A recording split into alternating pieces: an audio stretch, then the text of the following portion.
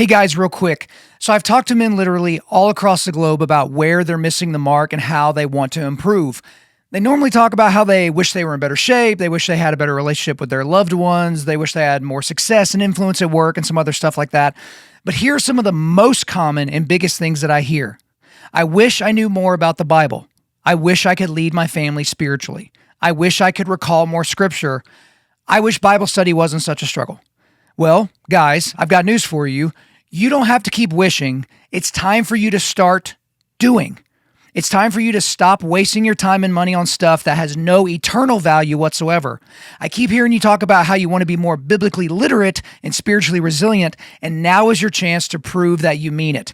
That's why I want you to take advantage of our partnership with the most powerful Bible software on planet Earth, Logos. So Logos approached me about putting something together for the Undaunted Lifers out there, and we collaborated to create something I'm super pumped about, the Undaunted Life Study Bundle. So here's the skinny on the bundle. There are over 200 individual resources, and they include titles from authors like Vodi Bakum, Charles Spurgeon, R.C. Sproul, John MacArthur, Matt Chandler, Dietrich Bonhoeffer, William Lane Craig, Paul Washer, John Stott, Doug Wilson, Paul David Tripp, J.I. Packer, and a whole bunch more. And there are so many helpful resources in there. There's Bibles, commentaries, Old and New Testament study guides, devotionals, systematic theologies, courses, dictionaries, histories, encyclopedias, nonfiction books, and more and more and more. And here's the most insane part about this deal. If you were to buy each individual resource by yourself inside of Logos, it would cost you over $3,000. $3,000. But if you get the Undaunted Life Study Bundle, you'll get all 200 plus resources for just $349.99. Guys, that's $3,000 worth of stuff for $350. Guys, that's almost 90% off. And you know that you waste more than that on the hobbies that you have right now all the time, and these won't help you with your discipleship and sanctification journeys, right? It's time to get real and take control of your Bible study and spiritual development. Click the link in the show notes for this episode. If you want the link, it's logos.com/undauntedlife. That's www.logos.com/undauntedlife, or the link in the show notes. It's super easy to sign up. Again, go to the show notes and click the link, or go to logos.com/undauntedlife, sign up for Logos, and get the Undaunted Life Study Bundle right now.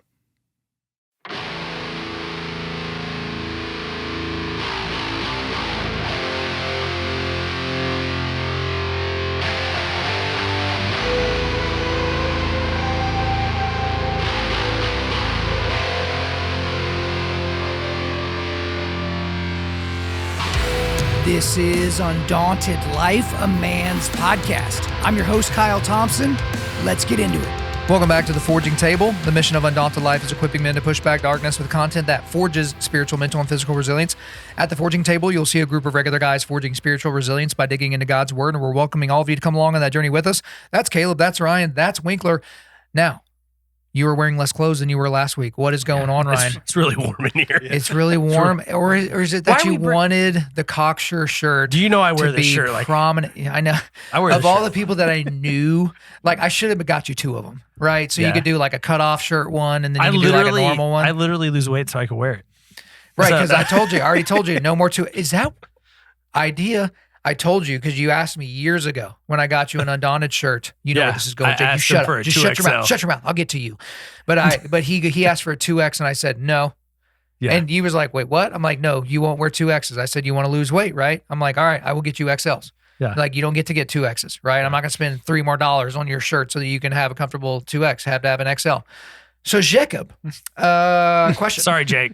We've talked about this before. And we've talked about the artillery that goes off whenever you work out on the treadmill, and how Lady Winkler has to come and check on you. Ba-bam, ba-bam, ba-bam. Do you think if I said, hey, no more 6X shirts, I got to get you it's 5X and below, do you think that would have an impact? I could deal with a 5X and below now. What size do you wear? 3X. It depends on the shirt. You're a 3X? Origin I've T. Done what do you wear? 2X. Really? Okay. Yeah. So I like to wear XXL or whatever. Not 2X. I hear XXL and 2XL are two different things. That's the same thing. It's 2X. I'm told L. or XXL. I'm told two it's X's. different. By who? By Academy. By what? That's not even a person. It's the same size no matter what they print on the tag. Yeah. It means the same thing. Because like I have these 2XL shirts that like I look like a gangster when I wear them. Like I'm like Notorious B.I.G. Like it's just really big. Oh, and then I'll get like a every brand cuts them a little different. Oh yeah. Origin too. That's one of the reasons I love their shirts. Like if you're a big guy, you should totally be buying your t-shirts at Origin because they actually make them like if you're a 2X, you don't have like a lot of times when I get shirts, I get a 2X, but they're like they come just down below my like belt. Like they're really, really short. One. Yeah. But, so you get a little Shania Twain going on every time you wave at somebody. Right. My wife gets mad about seeing my butt crack when I wear XLs. She's like, but I love the idea of Jake rifling through, Ryan rifling through all the XXL shirts looking for a 2X. It's true. Oh my God. It's true. That's amazing. It's true. Great. Hey, I'm pulling a Jake. It's true. That's okay. Yeah. If you don't get the joke, Jake loves looking at himself. That's why he sits next to me from now on. Hey. So he's shrinking me over here in the camera. But what? Can I point out one thing? Of course. This is 4-4 with the clock. This might be, Ryan, the first time in the history of the forging table where this stupid, unbelievably, apparently difficult timer to work, that is 4 weeks in a row where we didn't have to do like some sort of inside joke about how bad the timer thing is. And yet here we are still mentioning it. But you also mentioned something else before this recording. You said, hey, here's, because, what do we have? We got Jocko Hydrates. We got Jocko Goes. We got McAllen 18. Shout out to Lady Boyd. We've got all these things. We got our laptops. We got our Bibles. We got all these things. But apparently all that wasn't good enough going into this recording because you requested something else. Do you remember? Oh, the knife? No, not the knife. I want the knife. The knife is for later. Okay. I was like, I would use a cool knife. But you requested, you're like, oh, what we really could use before this last recording? Some smelling salts, right? Smelling salts. But like last time we did this during the last batch or whatever, so when you open it up and you like pop the seal or whatever, like it just doesn't end up like working at all. So like this is the old bag that we had. And so like I thought if I kept it like in this like little Ziploc-y thing that it would be fine. And so the last time I thought, because we had someone on, I forget who it was, they had never done it before. So here we are, we're shaking this thing up and then and then we put it under our nose and we hit it and it's like it's kind of there but not there. It hits a little bit if you don't have nose hairs. Yeah, and so if anyone doesn't know exactly what the name of this smelling salt is, Ryan, if you'll go ahead and give it to us. All right, that is the name of the smelling salts. And so, Jake, I felt a particular responsibility to you that I didn't give you the full. And so what I did was, oh no, I went ahead and bought some more. And it is still in the packaging. No, I'm not going to turn my address towards the thing. I'll need y'all sending me like photos of your feet or whatever. And shout out to Dawson. We got the Shepherd knife right here. Check this thing out. You want to talk about survivalist knife? And so here's the thing though. Have you done this, Caleb? The first, okay. Caleb looks very, very uncomfortable right now, and I'm very excited about it. Okay, hey, it's because he's sitting next to me. But here's the thing: the first time I did this years ago, I'm in my truck and I pull out my pocket knife at a red light and I go to open up the mailer because basically there's the bottle that is sealed. It's got plastic around it. It's in the Juji Mufu, packaging or whatever. And then they shove that in the mailer. And so what I do is I open the bag with my pocket knife and I accidentally puncture the bag that the sealed bottle is in. No big deal. Sealed bottle, right? I had to roll down all the windows on my truck. I could barely breathe because I accidentally put a little into the package. So I'm going to be very careful. And as I because there's two of them in there. There's two more in here. Don't be around Kyle when he's skinning a deer. Yeah. Oh my gosh. Yeah. Might get after it. All right. So we got a little bit. I'm being very, very careful here. All right. Okay. We're good. We can still breathe. All right. So being careful here. It's in a package. Bang. Hopefully. You got two? Two of them. We're only going to do one. I'm going to keep this back. So here's it's actually ridiculous. That's what it says right there. And so what we're going to do a little comparison, a little taste test, if you will. We're going to do the old one first, and then we're going to do the new one. So you're going to have to do one because here's the thing. You want to take the top off and go ahead and put it under your nose. Keep your eyes closed. Not that close. Because look, like that's No how way. non-pungent these are. But I want you to put your nose near. I'm not doing that. I don't have nose hairs. I know that. Okay, alopecia guy. All right, so there's the bad one. There's the old one. All right, we'll put a little. All Let's right, do this. Go Do ahead. it. Do All it, right, Caleb. Go ahead. wait. So all right, so hit the old one. Hit the old one. See, that's Oh, what he did with the no. old one. Oh, Caleb. That's why I put you in that seat so you wouldn't go Ralph City. See, there's not a whole lot to it, right? You can get a nice. I got it pretty close. Smells It like just smells terrible. That smells like what I put on my steak. What do you put on your steak? It I wasn't don't know. very. Famunda cheese? That's right. Wasn't very. Famunda It smells like salt. All right, shocking. It guys, was I'm just gonna tell bad. you right from the beginning. I hope This is one a doesn't brand sweat. new bag. I'm Oh, not doing dude, that. The last I'm a little one. worried. You The have last to- one Not sweat. like I just did. Oh yeah, you I'm can't. not going you to can't. no, don't All right, do so that. here we go. I'm not smelling like I do my bourbon. If you do that, then Yeah. All right. Stacy's gonna have to come check on I'm you. gonna fall over. Yeah, but you're right. Last time the bottle was sweaty in there, Yeah. and then it like got everywhere. Yeah. Okay, bottle's not sweaty. Okay, That's good. shout out to. Ah! All right, so Kelsey's downstairs like She's probably Undaunted like, wife what is are they like, what doing to are these Horn? rejects doing? All right, so here we go. We got to take this plastic off. Caleb does not look psyched I'm not. at I'm all. not. All right. Oh my gosh, it's different. He's All right, is shaking it up is too. Hang on. Oh, did you hear it? Just went. Yeah. It just It was like when Jake sat in that chair. Just like had a nice little Dadgummit. decompression. That's a deep cut Dadgummit. for all of you Ooh, just I can falling. smell it already. Oh, okay, I can't smell it yet. dude, it stings the nostrils. Oh God.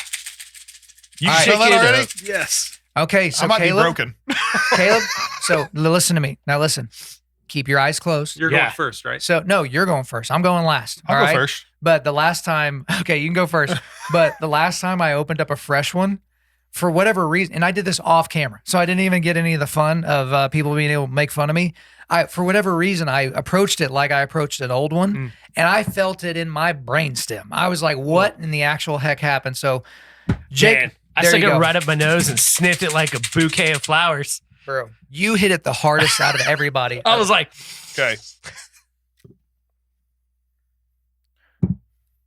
"Oh, he got it pretty get another one. close. Get another one. Yeah. Get another one, Jake. No, Oh, I'm yeah. good, Did it- man. no, just that one more. like went right up Did, there. yeah, did it hit Just your put the eyes? top back on it if you're not Yeah. gonna hit it again. Oh, like I'm already doing it. man. Okay. I only got it in the right nostril though. Oh, it A little smells so stuffy. bad. Whoa. It is shocking I actually- how hard it goes. I feel that. I feel that in my frontal lobe. Woo. Ah! Yep. Okay, that's the old one. Oh man, that Yeah, opens it's up very the different. sinuses. It's still Very- like right here. Caleb. All right, Caleb, you have your own camera, feel like baby. I'm So already- let's. I'm already you're already doing it. defeated. Man, I feel like it just opened up a booger or All something. right, there we go. I know, right? You have a hole in your nostril. Yeah. Oh, too close. Oh, way too close. Way too close. Quick, have some scotch. Quick, have some scotch. Okay. Oh, You didn't get out. Did you get out? Caleb. couldn't breathe. Oh my God! Why did you go that? I tried to warn I him. did. Go hard or go home. Look at his eyes. Way to go, Caleb. She's crying. no. I did the same Way to thing go, you Caleb. did, man. You You- got it way too close. You have to have the more of a subtle approach. Yeah, you gotta fade it in. When I did this, guess who was sitting next to me?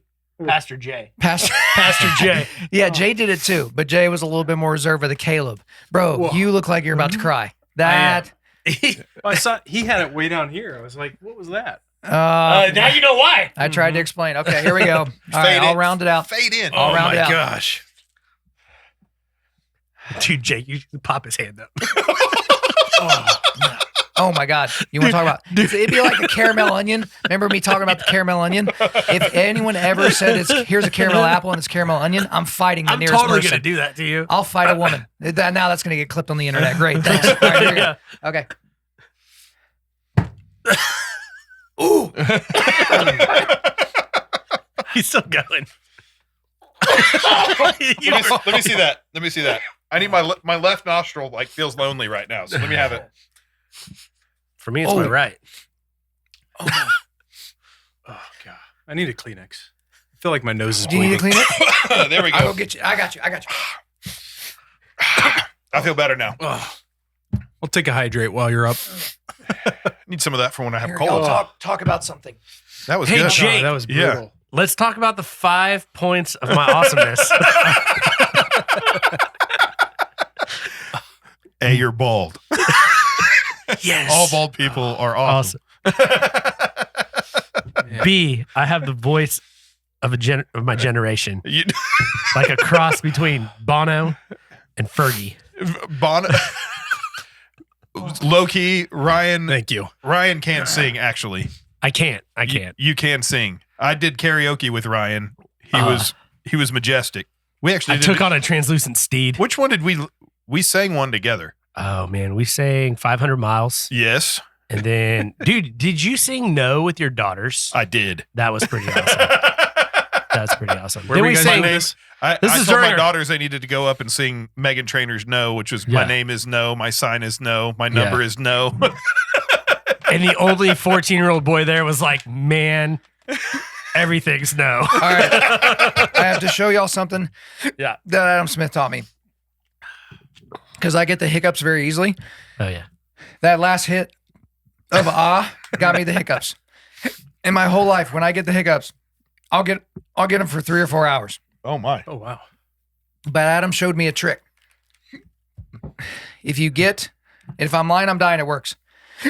If you get a bottle of water, a big cup of water, and you get a straw, and then you block your nostrils and your ear holes, and then you chug the rest of the thing through the straw, it gets rid of your hiccups. See, they hurt so bad. Okay, so here we go. I'm going to show it to you.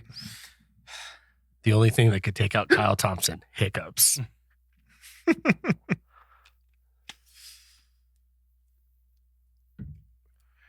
It's going to be funny if he does a hiccup and just spits that all over the... Dude, this dude trying to spit water on me. I Couldn't couldn't take even his breathe. salt.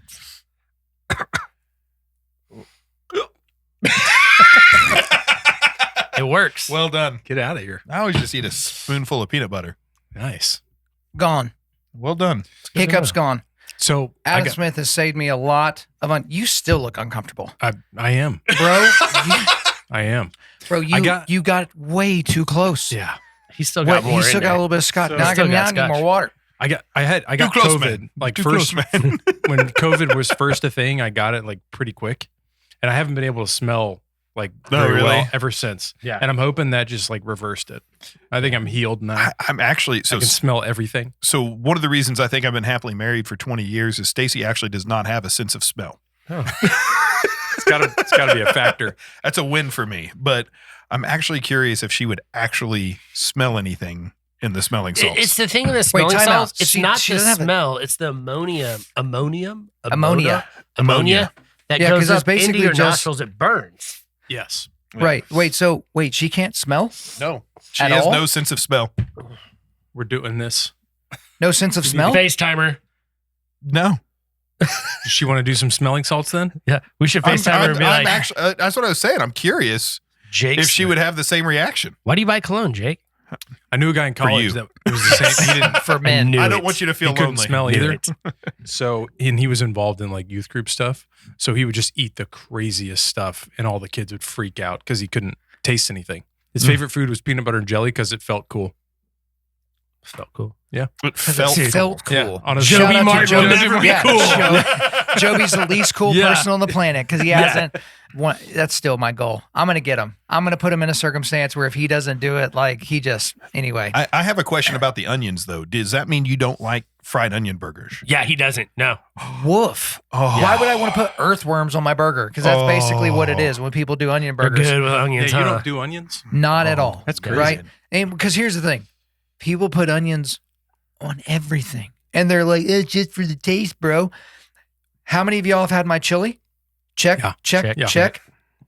It's missing No onions. No, it's No, not it's missing. It's not missing a darn thing. How many of you have had my smash burgers? Yeah. Check, Same. check, check. So good. Is that not on your Mount Rushmore of burgers you've had in your life? It's I would true. say It's true. Onions It have is. never It's true. been anywhere near my Blackstone, baby. That's true. And that's the only That's thing impressive. that could ruin my burger. Because when I make stuff, whether it's my salty balls, whether it's my jerky, whether it's my baked beans, whether it's my steak. How do you go to salty balls brisket. and jerky?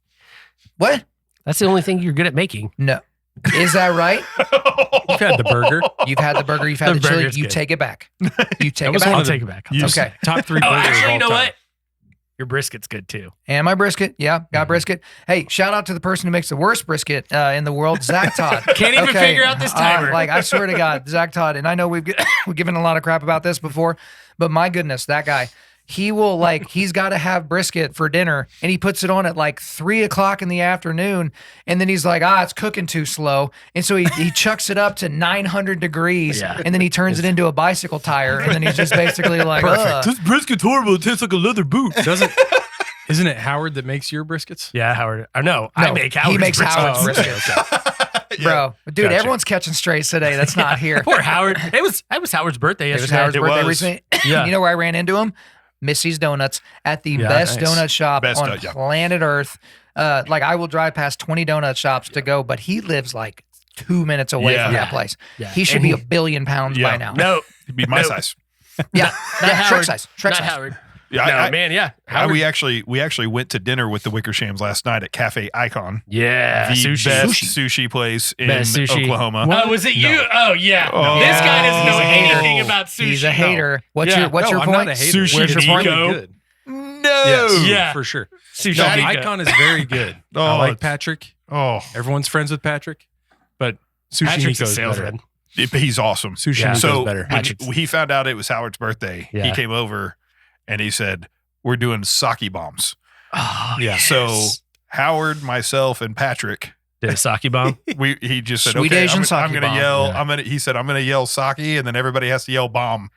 And so he yelled sake, and then bomb, and then we banged the table, and then chugged it. Which I was That's like, awesome. on my list of things I'd never thought I would do with Howard Wickersham, a sake bomb was it. is really high. I on bet that he was list. missing. So I got a funny sake bomb story. Oh, God. Y'all Here we ready go. for this? All right. So we were in Chicago. My dad and I would go. My birthday's in December on the 11th. My dad's the 12th. And so we'd always go out to Chicago together to watch a Bears game. And one time we were meeting with one of the players for the Bears up in where their training camp was. And there's this place called Sukasa.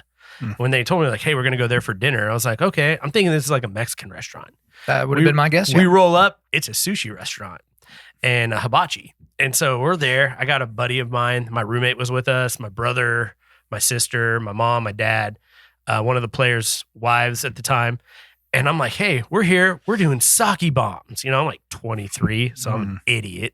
And so we're like 3 sake bombs in. Yeah, watch out. And I'm like, sake bomb. And so finally the player shows up and he's like an hour late. And so we're like 3 or 4 sake bombs in. And I was like, hey man, let's do a sake bomb. It's my birthday. He's like, all right. So he tells the guy, hey, bring out these sake bombs. So they bring us out sake bombs, but they bring him out one with a clear liquid and a red liquid. And we do the sake bomb and we take it and I throw it down and I'm like, man, what did you have? He's like, you can't handle that, man. He's like, that's straight vodka with a cranberry vodka on top. And I'm like, I can do that. And he's like, all right, let's order it. And my dad, I can see my dad's face. He's like, no, please don't. And so he's like, bring me 2 of those. So the guy brings 2 of them out. And man, I do the sake thing and I chug it back and I throw it down like I'm a beast. And I'm like, oh, he's like, dude, how strong was that? And I was like, it's kind of really sweet, not strong at all. And he's like, because it's cherries, grenadine, and Sprite, you a-hole. I got a game in the morning. Oh, man. Yeah. You set yourself up for that one. That's That's okay. amazing. Yeah. But before we get into the text, Caleb, we need another update. You still look uncomfortable. I mean, I'm normalizing though. So, That do you was- want to describe for the audience at home? Well, first of all, why in the world did you go I don't know. that close to your nose the first time? Like, why'd you do that? And then, how did you feel? How do you feel now? I just felt like I would go big or go home, That a boy. and Yeah, it he's took one- my breath away. I could not breathe. So when I tried to take a drink, when you can't breathe, it comes out. I literally couldn't breathe. Bro, you literally swung That out of your was shoes on that one. Well, You absolutely went I give for him it. some credit because I did that and I literally threw up in the bathroom. And he was in your seat. Yeah. And so Oh. it was a bit of a problem, Yeah. like getting Yeah, I out was of like, here. Well, and at first I was like, at first I was like, what is wrong with him? And then you explained, look, I have alopecia. I don't have like nose hairs. And so he didn't have any resistance. No, it was like, yeah, it just went right up. He's still affected by it. He still has a few ticks from that kind of a thing. But with that said, it was exactly what I expected. Okay. that's exactly what I Well, I'm so glad you were that uncomfortable, and it definitely hit your expectations. I faced my fears by doing it. I That's will right. not do it anymore. Yeah. But the Lady Winkler not being able to smell thing. Yeah. That's still pretty interesting to me because She'll still feel it. see, that's the thing. I don't know if it's like, because are we smelling that or are we like, No, because I don't have don't know. a real good sense of smell. I can smell little things, but no, I can feel that when I. Yeah. That's more than a smell thing. okay, It's so more than a Jake, smell, we're not going for to sure. do this for public consumption, but I'm going to send this one home with you. And so I just want You you, have to but, video it. but you do have to video it and just send it to us. All right. Just the four of us. We're not going to edit it into this video. We'll keep it private. All right. I will. Yeah. Even better, do it while she's sleeping. Oh, No, no. you psychopath. What is wrong with you? That would be so awesome. Buddy, I adore that woman. There's no chance of that Bro, happening. what's going to happen? She's going to freak out, hit the bottle, and it's going to go all over the room. And then they're going to have to move. They're going to have to bomb the house and like completely rebuild it. What is wrong with you? It took us a long time to build that, too. Honestly, I wouldn't do that to my wife, so I wouldn't expect you to do it to yours. But I it- want to stay married. But it is pretty funny. Like when you see these guys on like on the NFL or whatever, they kind of get their bell rung a little bit and they just get one of those little bitty packets and then go right under the nose and they go right up. But I remember right before we did this for the first time, a lot of power lifters. So when you have the like Hafthor Bjornsson, Eddie Hall, like Robert Oberst, before they're about to do a big lift, like they will open that and they'll take something and it overrides something in your central nervous system and then you redirect it to the weight. And these guys absolutely swear that there is a very, very temporary short time span performance enhancement. And you know, when you're deadlifting 501 kilos, 505 kilos, like well over 1,000 pounds deadlift and all that, if you put 2.5 pounds more on the bar, like it makes an enormous difference. And so these guys are looking for like any little edge. And so they get it from the world's strongest smelling salts. So these are PEDs. Essentially, that's what I'm saying. So, So this episode is if going you to want to be a home performance run enhancing hitter drug. like Barry Bonds, That's right. you just go ahead and hit these odds before you go up to the plate. Can you Hey imagine, guys, I'm Mark McGuire. bro? Can you imagine like modern day? Can you imagine like Shohei Ohtani going to the plate? And he just in between pitches, he just pulls this out, and then it's Not even that. He's got it at the bottom of his bat. He's like, bro. If he did it, he would hit balls 700 feet. Oh, just man. absolute. it's like one of those moonshots. guys in a 70s movie. Oh, I think, dude, I think, exactly. I think Schwarber might actually Hulk, turn into the Hulk. Sure. Yeah, if there was a player that was smelling salts, I think Kyle Schwarber is smelling salts. Can you imagine what he's going to do in beer league softball after he retires? Man. Oh man. Oh, okay. With another quick story, then we'll get into the scripture. One of my favorite videos that I've ever seen. So Jason Worth, he played on the Nationals and Phillies. Yep. That's right. Okay, so he had a pretty good career. He was an outfielder, All-star. Tall, Great lanky hair. guy, Great all-star, good, nice beard, good long mane. He had a very successful career. There's this amazing video. He's hanging out with some buddies, and they have this like baseball league. So it's a wood bat baseball league. So think your beer league softball, but these guys are actually playing baseball. So they're actually pitching, they're actually catching, they're actually doing the whole thing.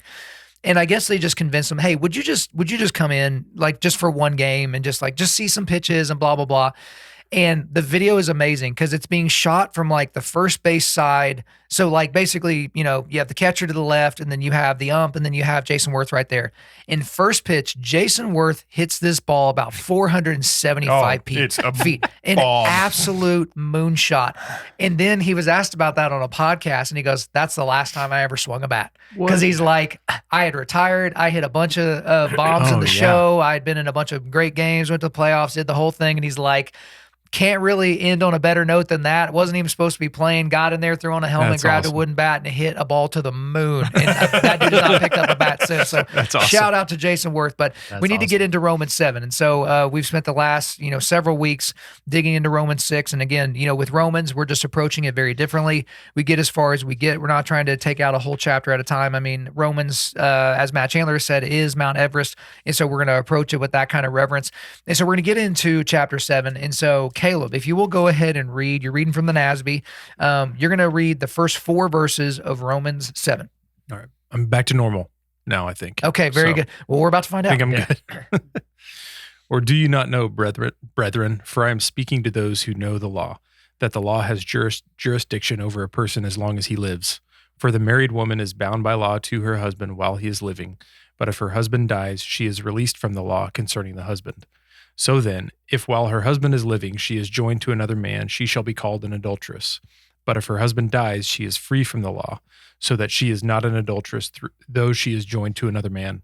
Therefore, my brethren, you also were made to die to the law through the body of Christ, so that you may be joined to another, to him who was raised from the dead, in order that we might bear fruit for God. Okay, so this first part here, as far as my understanding and reading into some different commentaries, this isn't as much a description of what women can or can't do in marriage, in what they can do to become an adulteress or any of those types of things. It's basically trying to understand, how do we bind to the law? Okay, so the first 3 verses is, the law binds and regulates our marriage. Okay, how do we get bondage and regulation through marriage, a positive bondage? It is through the law. That's how we can understand it. And so I loved what R.C. Sproul said in his comment. Do you have that, Caleb? Do you have the R.C. Sproul Romans in a Year book? So a lot of you guys have kind of asked about that. So if you're looking for it online, it looks roughly like that. Show it off to your camera. The Power of the Gospel, a Year in Romans by R.C. Sproul, Legionnaire Ministries. It is a fantastic, fantastic resource. And so I loved what he said, in reference to verse 4, our spouse hasn't died, we have. Mm-hmm. The law hasn't died, we have. Yep. And since we died, our marriage to the law is over. The law no longer has dominion over us. To which you might say, well, that's contradictory to so are we just supposed to sin now? No, by no means. Okay, so because the law has been consumed or fulfilled by Jesus, because we are no longer slave to sin, that does not mean that we can sin willy-nilly. Ryan, you've talked about cheap grace a lot with Bonhoeffer and how you used to, carry yourself early on in your walk. But that's essentially what we're talking about here. Is it's just talking about the law's jurisdiction and how we are to relate to the law. And he's using marriage as a metaphor here. So other things as we ease our way into Romans 7. I like how you brought up marriage, Me too. because when we look at the gospel and we look how the gospel is portrayed, and how we just went over Ephesians at our church. They just did submission for women last week and love and leading for men this week. I like how Paul is sticking with marriage, not only to still show the gospel, to show that, hey, even though we are dead, we're dead. So because of Christ, we're now free. So we're dead from the law, and through Christ we are redeemed. So I just like how he brings it back to marriage. I love how marriage is used. Yeah, it's like when he started off here talking to the brothers, and I mean, again, here I reading it within the context, I'm thinking, okay, he's talking to his Jewish brethren, and when he brings up marriage, I don't know if you guys are familiar with the Jewish marriage ceremony, the Kiddushin. It's like 7 days. It's, well, I mean, just in terms of the steps. So Okay. there's the bride price. The groom pays a price to the bride's family. Okay. Which symbolize the value of the bride and the seriousness of the covenant, which you could say Jesus pays a price for us, right? Mhm. For our sin. Then there's the marriage contract, a legal document describing groom's responsibilities, financial provisions for the bride. The word. Then you have the couple wine covenant. Okay. During the betrothal ceremony, the groom or his family representative would present a cup of wine to the bride, saying, I offer you my covenant. Will you become my wife? If the bride drank from the cup, she was accepting the marriage covenant. If she refused the cup, the proposal was declined. After the betrothal, so they wouldn't go back and live with each other after all this. She'd go back to her family. He would go back, and he would say his responsibility was to go and prepare a place for them. So leave and cleave. So he would build on a room to his father's house. Oh, really? And I go back to in Gospel of John 14:2-3, in my father's house are many rooms. I go to prepare a place for you. So when you start looking at, again, talking to the Jewish brethren, this means something even deeper to them when you talk about marriage, because there is a covenant. There is the offering of the cup. And again, if you want to go back to the cup, that's communion. That's communion in and of itself. So I look at when I start, I liken so much of what I look at things theologically is through that prism of marriage itself, which is supposed to look like our covenant with God is my covenant with my wife and her covenant with me. And so I very much, I appreciate the gift that is marriage, because I don't know that I could actually have a picture of God's love without it. So I'm actually curious for you guys. This came up in a discussion I was having with somebody this week. We're working on some people to come on the show that have written some really big marriage books, and we've had Gary Thomas on before, and obviously we have good friends that are in marriage counseling and therapy and things like that. I wonder about passages like this and passages like in Ephesians 5, which we went over this morning in church, because last week, he addressed submission for women, right? And so he did. Mark Hitchcock did a great job of going through those passages, but then he was very clear, like, men, these passages are not for you. Yep. Good for you to know they're not for you. I'm not talking to you, right? So if you bring up these passages, you lose, right? That's basically how that goes. And then today he hit us with the rest of it, which is how husbands are supposed to love their wives. And he's like, look, husbands have two jobs: lead, love. Lead, love. That's it. And how are we to love? Sacrificially. We are to love our wives as Christ has loved the church. But by virtue of what I've done, well, there's actually no but here. So I want to take that back. But and I said it again. All right. And with that, and therefore, that's a fancy but. There are a lot. Shut up. There are a lot of guys that I've talked to via this ministry, guys that have talked to me in person, DMs, emails, all that, and of course, there's always the "I hate you, you're a tool of the Jews," and there's all those morons, and then there's the people that are just like pouring their hearts out, right? And when you have people that have just been violated by their spouses, right? They chose wrong, they married the wrong woman, and this is both ways, by the way. I have guys that will admit, my wife's a saint, I'm a horrible person, this is what I did to her, all those different things. And then I just look at it and you hear from these people, again, sage people, that are just like, man, marriage is just rough. Like, it's rough. I don't know anyone that's got a really good one. It's just kind of is what it is. And most people pick wrong. The reason why the divorce rates are so insane inside and outside the church is because, it's not just that marriage sucks and is hard. It's that people suck and they don't want to work hard. Right. And so I struggle to give guys kind of like a light at the end of the tunnel thing, outside of just, well, you made a covenant, deal with it. Like, buck up, buttercup, like life stuff, get a helmet. Like, you did it. Right. So you may think that you made the wrong decision, but you made it. And so what are we supposed to do? But then I struggle, Ryan, as they're trying to figure out like how these passages, and we're given marriage as a gift to understand in some finite way, just a modicum of how big Jesus' sacrifice was for his bride. But then you look at these guys and maybe they're products of a broken marriage or generational broken marriages. And then now they're struggling and they're like, crap, I'm just the latest iteration of this. Is this what my kids are going to do? And then you have a whole generation of kids that are listening to idiots like Andrew Tate or all these people that are just like, hey, sire a bunch of children, but father none of them. And so it's hard whenever I talk to those guys, especially when you look at Paul using this as an example. Paul's not even married. So what the hell would he know? Right. Yeah. And so there's a lot there. I would say to those guys, Kyle, that, I've been married, it'll be 20 years in July. And I always tell people I've been married for 20 years, 18 very happy years. Okay. Those first 2 years were rough. Stacy and I both copped to, like, we had a lot of growing up to do. I had not put away childish things yet. And what I would say is, I think the moment I decided to actually, going back to this, the moment I decided to die to myself and live for my wife, in a way, okay, but the moment I decided to die to myself and live for my wife is when I actually found true joy and happiness.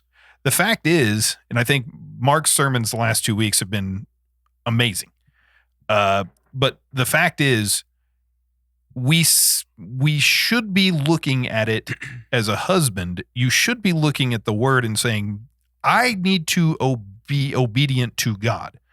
It does not matter what my wife does. And I will also tell you though, the moment I started doing that, Stacy did exactly what a godly woman would want to do. It's remarkable. So I feel like you found true happiness and joy by following God. yeah, And what happened there peaked out. Same thing happened with us and Rachel and I in our marriage. We had a tough time. I would say after our second was born, and there was talks of divorce and everything, but we didn't know what a godly marriage was. We were the cultural Christians, go to church on Sunday just because that's what you do. Mm-hmm. But I didn't know, one, I wasn't putting God first, but also I didn't know what a godly marriage was. I didn't even understand the gospel. Mm-hmm. And so that's where it's like, once you understand the gospel, once you really grasp the gospel, it changes everything. It changes who you are. It changes what you believe. It changes how you go about. So Ryan, double click on that. So describe for the people, because you may be speaking someone's language right now, but they don't quite understand. Okay. So describe before you feel like you really understood the gospel, because some people might think, oh, so you weren't a Christian?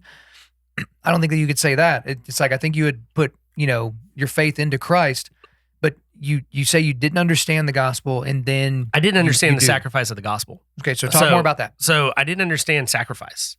I didn't understand that, why did Jesus die for me? I didn't have any, it goes back to what I talked about with Hammer and Hank. I thought I was going to heaven because I'm a nice person. If you would have asked Ryan Horn in 2015 if he was going to heaven, I would have told you yes. Why? Because I do good things and I'm a nice person. I had the answer of a 3-year-old in regards to how I was going to get to heaven. And so I didn't understand the true sacrificial love of the gospel. That's because I didn't understand my own sin. And I didn't understand my own depravity. I thought I was this good person. And I do good things? Probably, but I was living for myself. I was living even in my marriage, I was living for myself. I wasn't living for Christ, and I wasn't living for my wife. I wasn't living for my kids. I was like, I take care of them. I get 3 meals a day.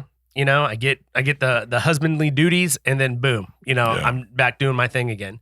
And once I understood the sacrifice that Christ did on the cross for us and the beauty of that's my sacrifice to my wife, and my sacrifice to Christ is nothing compared to what he did for me. To kind of, draw the comparison here. If you really want to go, people have asked me like, hey, what do you do? Like, I'm going to get married. Do you have any advice? And or you're married. You seem pretty happily married. Why? And I guess I would say it's the same thing in terms of your salvation. It's if I started that, it's because I'm doing it wrong. Yeah. But I would say for me, it's like, well, why you're so happily married? I have an amazing wife. My wife here's everything she does for me. Here's everything that she provides for me. Here's all the way she sacrifices for me. And then I assume she would probably say the same thing. But in the way, it's very others focused, and in the same way, our salvation should be Christ focused. Mm-hmm. It's not anything I'm doing. Okay. I can't check any boxes and make myself go to heaven. He checked the only box I have to check. Mm-hmm.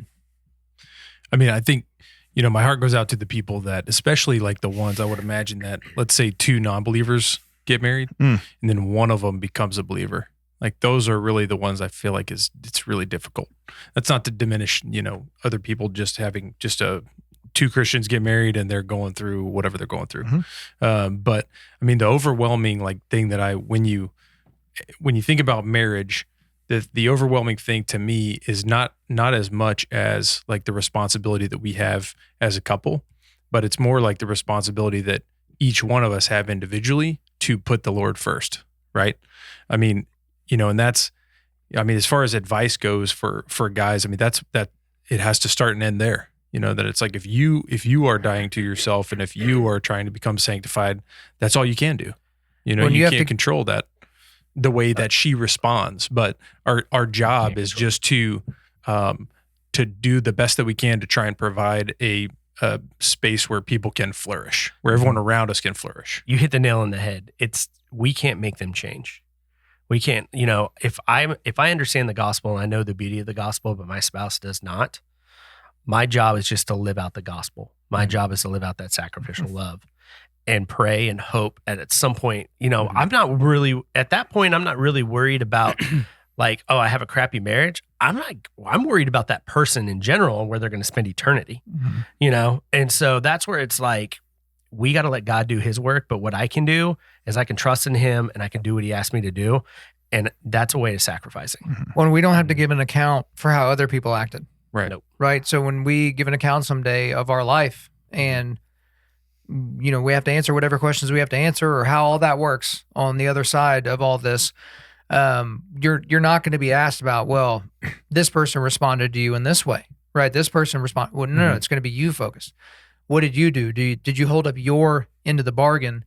And that is true. I do see a lot of guys, they put an unbelievable emphasis on what they've done and no emphasis whatsoever on what anyone else has done or what they have done to cause anyone else's behavior. And look, I'm very black and white when it comes to personal behavior. It's like, even if you have a bunch of really bad stimuli, a bunch of really bad stuff on the front end of the equation, you still have agency, you still have options. And you could be in a horrible, abusive, terrible, awful situation, but you still get to choose how you respond to it. That applies to married people, not married people, kids, adults, like the whole 9 yards. But you have so many people, especially men, they're just very focused on, the raw deal that they got. I mean, I've talked to people that, a 3-year-old says, well, I'm going to go to heaven because I'm nice and because I do nice things and all that. Well, then you can talk to someone that's in their 60s and it's like, well, why do you think you get to go to heaven? Because I worked hard my whole life. Because I never killed nobody. Because I didn't do these things. Right, because I didn't do these things. Because I'm better than that guy. Because I'm whatever. And it's like, man, you want to talk about not understanding the gospel. The gospel, and this is where something like total depravity is very helpful to understand. It's like, look, you're not as bad as you could be, but you're bad. You're depraved. You are not redeemable on your own merits, right? And that applies to the person in prison for murder, and that applies to the homeschool mom that, has, sat in the front row in school and, supports her husband and does all those different things. They can be just as equally depraved categorically, even if they don't, think that way. I would say as well, let's go ahead and actually move on. Let's read the next couple of verses. So, Jake, how about you go and hit verses 5 and 6 for us of Romans 7, verses 5 and 6. For while we were living in the flesh, our sinful passions aroused by the law were at work in our members to bear fruit for death. But now we are released from the law, having died to that which held us captive, so that we serve in the new way of the Spirit and not in the old way of the written code. So I actually loved what John MacArthur, may he rest in peace, what he said about verse 5, so aroused by the law. When he talked about aroused by the law, he said, look, our sinful nature was actually awakened when restrictions were put in place. People are like, how does that make any sense? Well, it goes back to what I was saying with those kids. Yeah. Right? It's like when they saw no restrictions, when they saw no borders, they're like, oh, we need to kind of stay close to home base. The moment they saw borders, they started to float around a little bit more. They started to push the edges. They started to go further away than they would have gone had there not been some sort of restriction. And so that is what is aroused like in us, like these sinful passions or proclivities, when our sinful nature is awakened because the restrictions that were put in place, it was because the law gave us something to compare ourselves to. Because again, the law is a mirror, right? The law can't clean us up. It can only smudge us up even more. But that's an important point on these next couple of verses. Sproul brought up the function of the law. And so he brought up Luther and Calvin as he discussed it. And he said, the law was to serve as a beacon to Christ, to push us towards him. And that's how Luther viewed the law. And like, it was kind of funny because he talked about Luther. He was like, some psychologists said like Luther was crazy, like literally crazy, because like he was the guy that would go to confession and would confess for every little thing that he did. And to the point where his guy, like the head priest was like, you need to let it go, man. Like you need to let it go. He's like, no, but he took the law so seriously. And having to live up to the law, he's like, man, I'm not living up to this. So he looked at the law as a beacon towards Christ. And then he said that Calvin was looking at the law as threefold. One, reveals the character of God, which we've talked about. 2, restraints on sin, which you talked about. And then 3, continues to reveal what is pleasing to God, which is the mirror. And so it's like, man, when you really look at it, you have to look at what is the law and why is the law in place. And so that's one thing that I really took out of this is like, what's the function of the law if we're aroused by it. When y'all keep that going, because it may sound shocking, but when you chug an entire tall boy of water, gotta the pee. second time in the history of this podcast, I got to go tinkle. So I'll be right back. Y'all do your thing. What's your thoughts on it? Because we have a different perspective. As far as, Like, what's the function of the law for like your thoughts on the function of the law? I mean, We may not have a different perspective. I was going to say, I don't think, I mean, if you want to look at the law, I mean, you can't say that we are still under the law. Okay. No. Yeah, There's right. a new covenant. We're not really under it. I mean, even the 10 commandments, you can't say we're under all 10 because Sabbath is Yeah, we go to church gone. on Sunday. Yeah, Mhm. I mean the Sabbath is gone, so not gone, but it's not a law that we break that's considered sinful. Obviously, the other 9, you would go, yeah, you don't do that. But to me, it kind of goes back. I always say that Jesus did not make it easier; he made it harder. Yeah, it's true. I mean, people, it's like back then, under the law, it's like just don't do these things. Yeah. Jesus is now saying, don't think these things. Right. Don't feel these things. Yep. It's like it's not enough not to do them. You can't even think about them. Mm-hmm. And the conviction comes whenever you do have those thoughts. It's like you have to battle them right then and there. There's no like, oh well, I'm just thinking about it. It's like, no, you're not supposed to do that. Yeah. And so that's a never-ending battle. So I would say I don't think we're under the law anymore, but I would also say people who look at the law and go, well, man, I could not deal with all of that. It's like, right, Christ dealt with that for you, Mm-hmm. but are you paying attention to what Christ said? Right. And like that's why Christ brought it further Mhm. because he wanted to show it's not just because how many people could be like, I never killed anybody. Right. You know what I'm saying? Why are you going to heaven? Yeah, I never killed anybody, But the thing that you have to There's look a low at bar. is, it's a really low bar. It's like when I tell my wife, well, I never got arrested in high school. She's like, oh, a really good bar, But that's the thing. He made it harder to show why you need Christ. And so when it comes down to the law, how I've kind of viewed the law now is it has like, I'm saved. Mhm. And I'm not saved because of the law.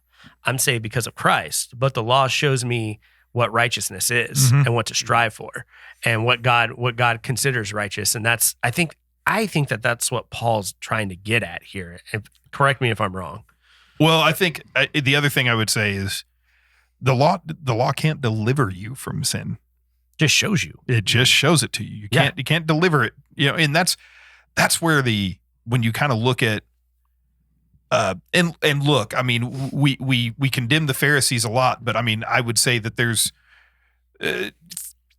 churches everywhere still apply extra rules, Sure. and they layer Gospel stuff plus. on, Gospel plus. Gospel plus. I mean, they layer on extra rules as to this is how you are delivered. This is how you are, this is what it means to follow Christ. And I think whenever you start look at all the things that Jesus was rebuking the Pharisees for.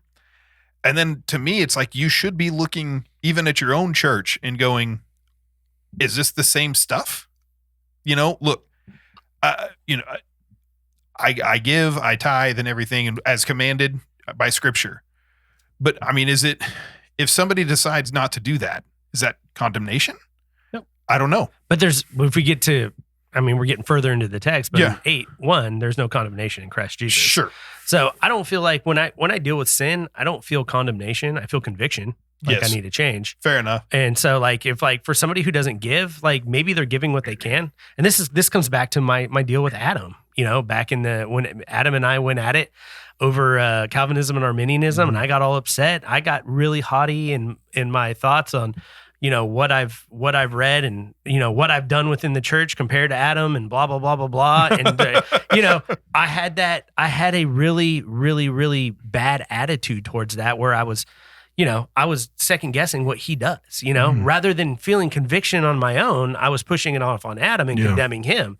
And there's nothing to condemn Adam about. and and that's where like conviction comes in. So I don't know what Adam's story is. Just like I don't know the story for somebody who tithes and I don't tithe. Maybe they don't have the money, or maybe they're given $20. Who knows? But like it comes back to marriage. Like all we can do is focus on ourselves rather than me focus on condemning Adam because I want to make myself feel better because I didn't like the way that went down. And so that's where it's just like the law comes back to show me that why I need Christ. That's what the law, that's the function of the law now. The function of the law isn't me doing. The function of the law is to show me I am free in Christ. Well, and also, what does, our relationship to the law, going back to verse 6, but now we are released from the law, having died to that which held us captive, so that we serve in a new way of the Spirit and not in the old way of the written code. Again, that's not saying the written code is not important, that we don't need anything to do or anything to do with it. But now we have the freedom to do good. We have the freedom to do good now. We don't have license to sin. You can't read up to this point of Romans. Again, you could take it out of context and take it out of the letter and think like, oh, well, that means we can kind of do willy-nilly whatever we want to do. But we're just free from the spiritual liabilities and the penalties of God's law. Again, because, Christ came to fulfill the law. And again, I just keep wanting to hammer home, like the slave nature that we have no longer has dominion over us. We are not enslaved to the sin nature in any of those types of a way, but that we can still have a negative impact on other people, on non-believers, even on ourselves, our own sanctification process, if we don't look at our new standing as being a slave to righteousness, right? So think about it. We've hit that a lot in this batch of episodes, that no one really strives for righteousness. No one really tries to uphold a standard of righteousness. The best a lot of churches and ministries can do is say, hey, here's the list of things you can't do and here's the things you should do. And, again, when you get into the discussion of righteousness, that's where it's incredibly helpful because, look, we have the freedom now to do righteous things for the glory of God, whereas before when we were in Adam, if we did something that could be deemed righteous, it's still filthy rags. That's my question. That's a question that I have to like everybody at this table. Do you think before becoming a believer that you could do the will of God knowingly on being a non-believer? Did you say you doing the will of God, knowingly do the will of God while being a non-believer? I think the best you could do would be accidentally doing the will of God. But you wouldn't knowingly do the will of God being a non-believer.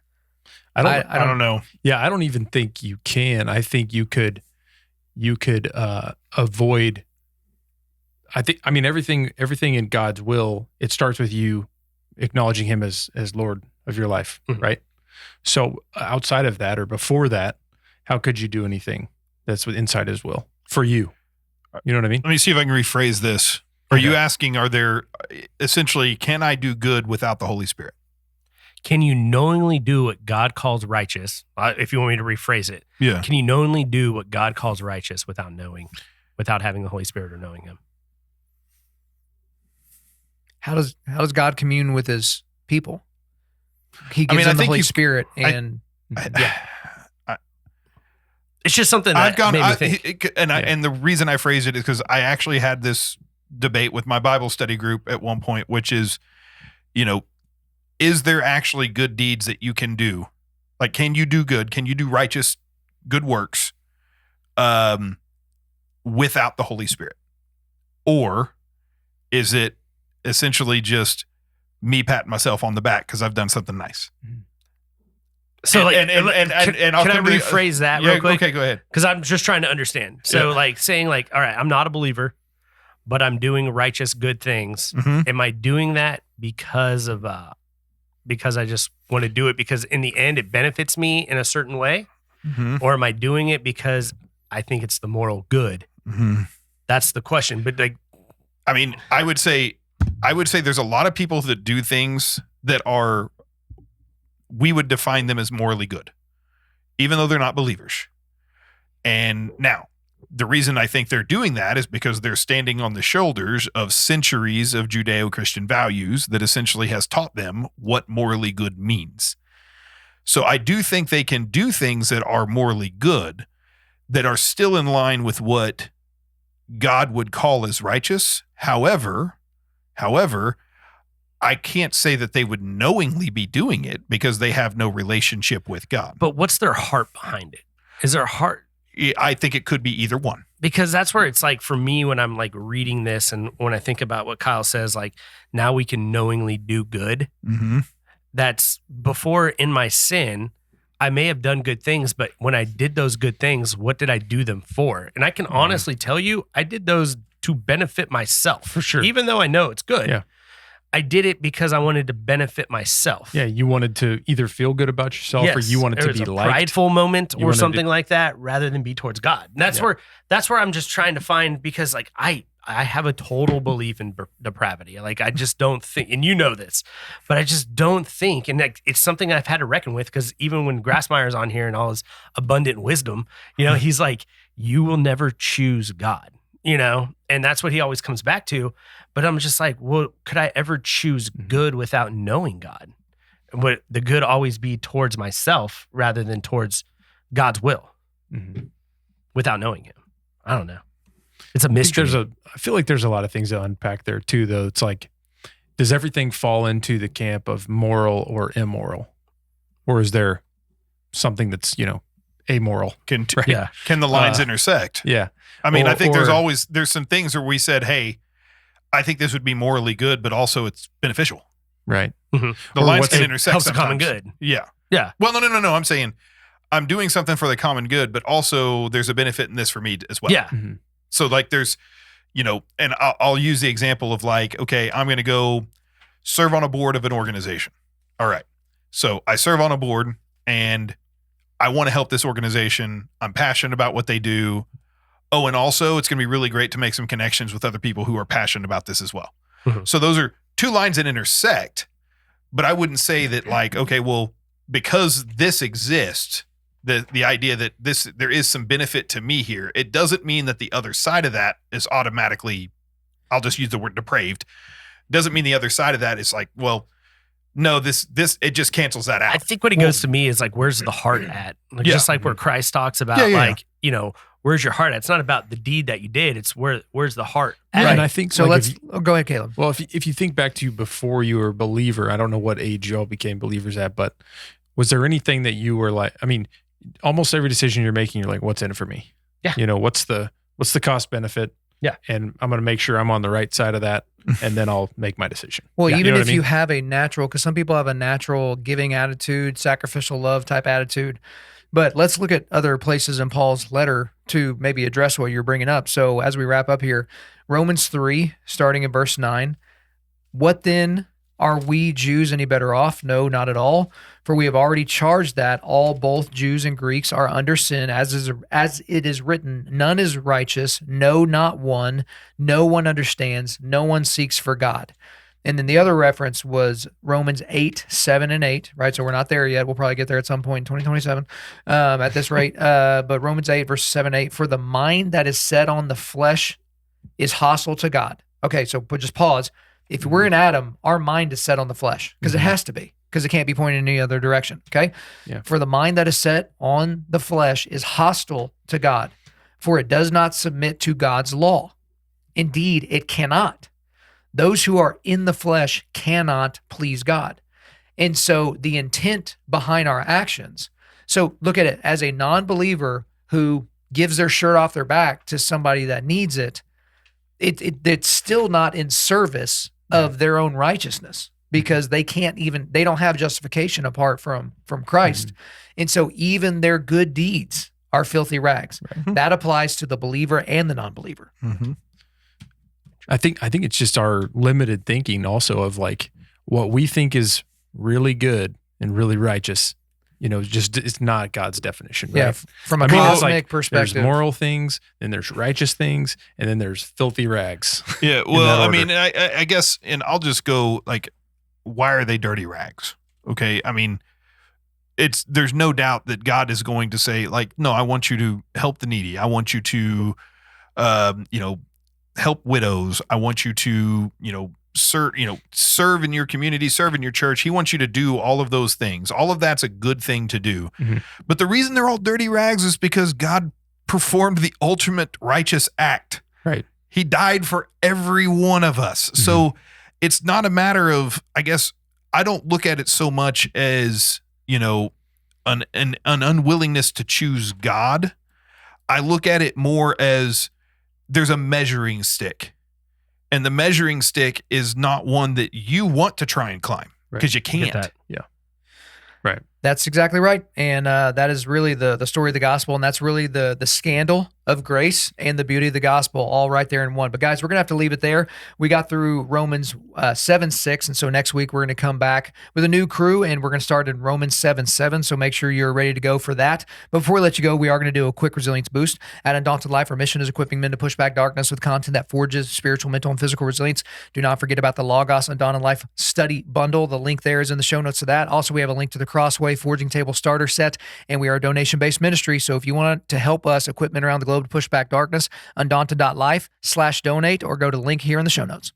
Thank you for listening to this podcast. Wherever you're listening to this, please subscribe, rate, and leave us a positive 5-star review. If you want me to come speak live at your event or on your podcast, just shoot me an email to info@Undaunted.Life. That's info@Undaunted.Life. Follow us on Instagram and like us on Facebook, and check out our website for everything else, including how to donate to keep more content like this coming your way. Just go to www.Undaunted.Life. And as always, we want to thank the band Holy Name for allowing us to use their music for our content.